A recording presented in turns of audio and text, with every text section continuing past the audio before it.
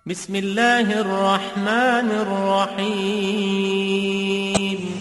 وإن عملنا أي عمل من أعمال الدعوة إلى الله تعالى والبلاغ فإنما نحن في صورة الأمر فقط وإنما الأمر راجع إلى هذا الرسول صلى الله عليه وسلم.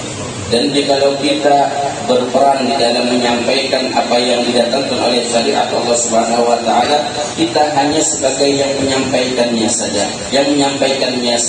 Hakikat yang menyampaikannya itu juga adalah bersumber dari Rasulullah sallallahu alaihi wasallam.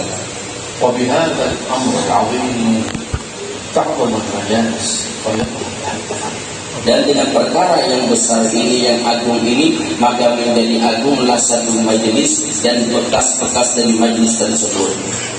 وتكون لها النتائج العجيبة الغريبة الظاهرة والباطنة والحسية والمعنوية والحاضرة والآتية. Dan tentu akan timbul bekas atau akan timbul buah dari majelis itu yang sungguh sangat menakjubkan, yang sungguh sangat baik, entah itu hasil yang zahir yang tampak atau yang tidak tampak, atau hasil yang kita lihat sekarang ini atau yang akan datang. لأن الدعوة دعوة الله والشريعة شريعة الله وأمر في تبليغها وأمر في تبليغها نبيه صلى الله عليه وسلم. Karena hakikatnya dakwah yang kita bawa itu dakwah ke jalan Allah Subhanahu wa taala. Penyampaian yang kita sampaikan itu perkara yang berkaitan dengan perkara Allah Subhanahu wa taala, dan yang mendapatkan izin dan menyampaikan hal tersebut ialah hakikatnya adalah Rasulullah sallallahu alaihi wasallam. فهو سبحانه وتعالى الذي يرعاها وهو سبحانه وتعالى الذي يوعد نبيه لأن يبقى دينه ظاهرا مستمرا إلى آخر الزمان. Karena Allah Subhanahu wa taala lah yang menjaga akan Allah Subhanahu wa taala, dan Allah Subhanahu wa taala lah yang telah menjanjikan kepada Nabi Muhammad bahwa agama Allah itu akan tersebar di seluruh tempat di zaman ini atau di dalam kehidupan manusia di zaman umat Rasulullah sallallahu alaihi wasallam. وبهذه الصفات القلبية المعنوية ارتقى أصحاب القيام بهذه الأعمال إلى المراضي الكبيرة في حقائق من الخلافة عن رسول الله صلى الله عليه وسلم. Dengan sifat yang mulia, yang tinggi ini, maka menjadi mulialah orang-orang yang berpegang, yang dia menyanjung atau yang dia mengangkat dan berdakwah di jalan Allah Subhanahu wa taala dengan kemuliaan dari Allah Subhanahu wa taala. بحمد الله سبحانه وتعالى قامت الأمة هذه الاتصالات الكبيرة العظيمة بهذا النبي صلى الله عليه وآله وسلم ولم تنقطع في زمن دون زمن على الإطلاق. Dan alhamdulillah dengan penjagaan dari Allah Subhanahu wa taala, nikmat dari Allah Subhanahu wa taala, hubungan umat dengan Nabi Muhammad sallallahu alaihi wasallam itu tidak pernah terputus, selalu tersambung hubungan umat dengan Nabi Muhammad sallallahu alaihi wasallam. يدور فيها ويتنزل فيها من عظيم النظر والعناية من الله سبحانه وتعالى ما لا يخطر على بال ولا يوصف. Senantiasa di dalamnya ada pandangan dari Allah Subhanahu wa taala dengan pandangan-pandangan yang tidak bisa kita ungkapkan dengan ucapan-ucapan. وجاء في وصفها أحد الصحابة قبل سيدنا أبو بكر الصديق قال اسمه حنظلة كيف أصبحت في حنظلة؟ Dan disebutkan dahulu ada salah satu sahabat, beliau mengungkapkan hal tersebut ketika beliau bertemu dengan Sayyidina Abu Bakar As-Siddiq. Nama beliau adalah Hanzalah. Ketika itu Sayyidina Abu Bakar bertanya, bagaimana keadaanmu di pagi hari ini wahai Hanzalah? قال سيدنا حنظلة يقول سيدنا أبو بكر نافق حنظلة أنا منافق. Kata Sayyidina Hanzalah berkata kepada Sayyidina Abu Bakar, saya Hanzalah telah menjadi orang munafik wahai Abu Bakar. فقال له ولم تقول هكذا على نفسك. Kata Sayyidina Abu Bakar, kenapa engkau mengatakan dirimu telah menjadi orang munafik wahai Hanzalah? فأخبر بصفة المجلس التي كان فيها عند رسول الله. إنا إذا كنا عند رسول الله يصف لنا الجنة والنار حتى كأننا نراها رأي عيان. Kata beliau, saya ketika berhadir di depan Nabi Muhammad di majlisnya Rasulullah, ketika Rasulullah menceritakan tentang bagaimana sifatnya surga, sifatnya neraka, seakan-akan kita melihat surga dan neraka ada di depan mata kita. فإذا رجعنا إلى بيوتنا وأهلنا وأولادنا وضيعاتنا وأشغالنا نسينا ذلك ويقول فهذا سبب النفاق.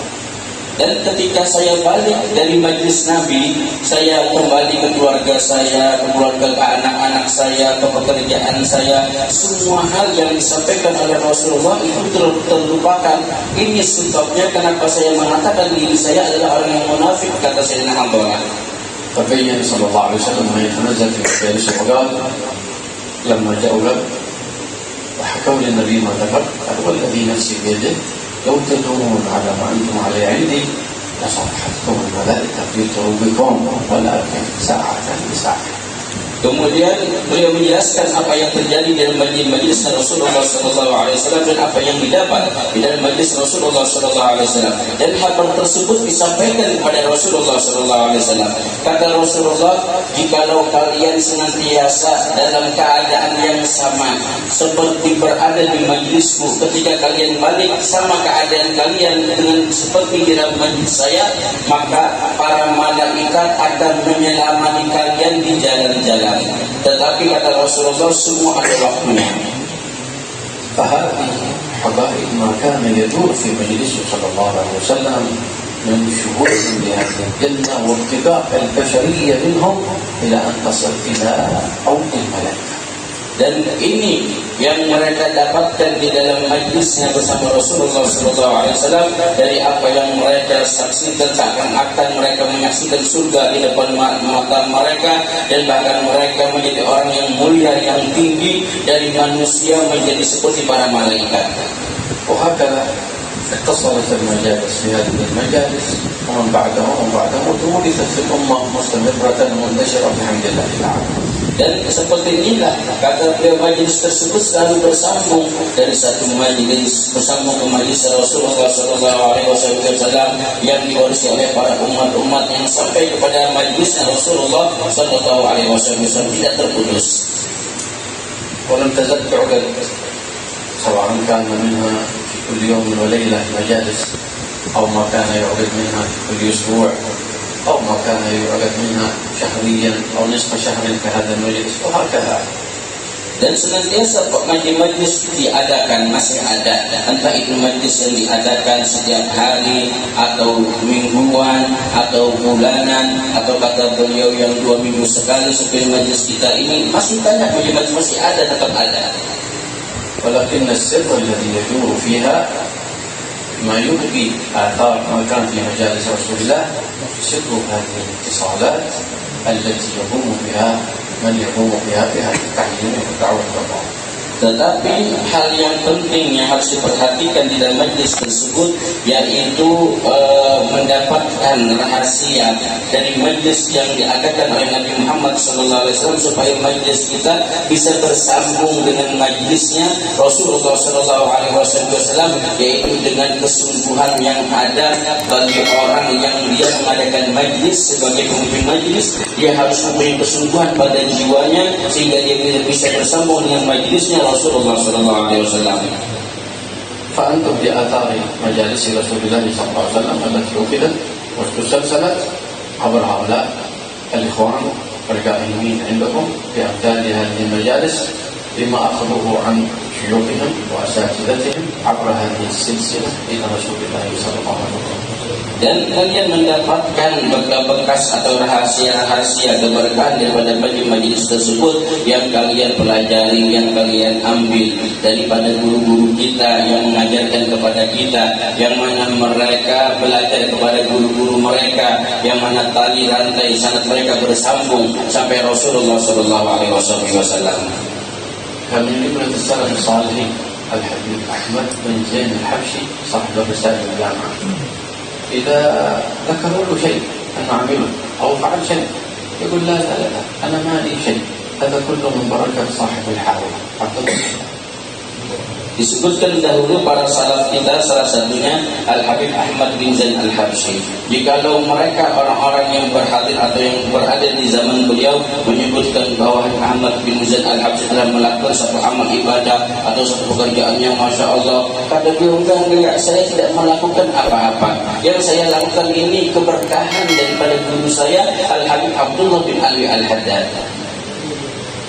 كان منهم أيضا سيدي الحبيب علي بن محمد الحبشي بدنا يعقد مدرس خاص في يوم الاثنين صباحا. Dan dahulu juga kakek kami, kata beliau Al-Habib Ali bin Muhammad bin Husain Al-Habsyi, beliau mengadakan satu pengajian khusus pada hari Senin.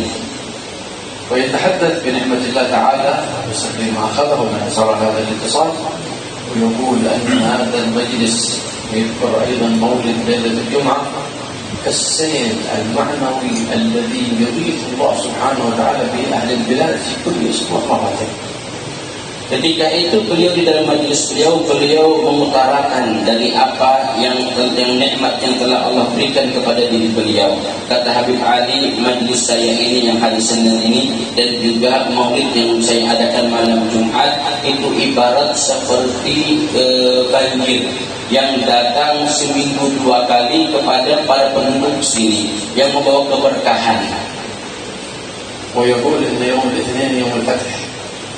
Dan dia mengatakan hari Senin adalah merupakan hari futuh. في ترجمة الحبيب محمد بن عيدروس الحبشي في شربائه يتنقل بالحول عندهم أنهم كانوا يقولون عنه أنه كان في بعض الأوقات في وقته يجلس يلبس ثيابه أحسن ثيابه نعمته ويجلس يقابل بعض النوافذ وفي إندونيسيا. يقولون له ما هذا يا حبيبي؟ يقول لهم أنا الآن أحضر مدرسة الاثنين في سيئون الشيخ علي بن محمد الحبشي. Diceritakan daripada Al-Habib Muhammad bin Idrus Al-Habsyi yang dikubur di Ampel Kubah di Surabaya. Beliau ketika pada hari Senin, beliau memakai imamah yang beliau miliki yang paling bagus, baju yang beliau miliki yang paling bagus. Kemudian beliau duduk di satu jendela di rumah beliau, menghadap di satu jendela. Kata orang-orang yang melihat beliau mengatakan, wahai Habib, engkau sedang apa? Kata beliau, saya sekarang lagi hadir majelis guru saya yang hari Senin di kota Seoul, Habib Al-Habsyi. وفي وقتنا وزمننا يقيم شيخنا الحبيب عمر الحفيظ قد تعرض حياته لهذه الليلة بعد هذا الزمن جلسة الاثنين من أشرار معاني القرآن ما تنتشر منها كثير من الخيرات والأسرار. Dan juga kata beliau di zaman akhir ini, di masa kita ini, yang juga membuat majlis pada hari Senin, yaitu guru kami Al-Habib Umar bin Muhammad bin Salim bin Hafid. Beliau ketika di hari Senin pada Isya pada malam Selasa, beliau mengadakan satu pengajian. Di situ beliau mengungkapkan tentang rahasia-rahasia Al-Quran yang mana di dalamnya sangat banyak kebaikan yang tersebar.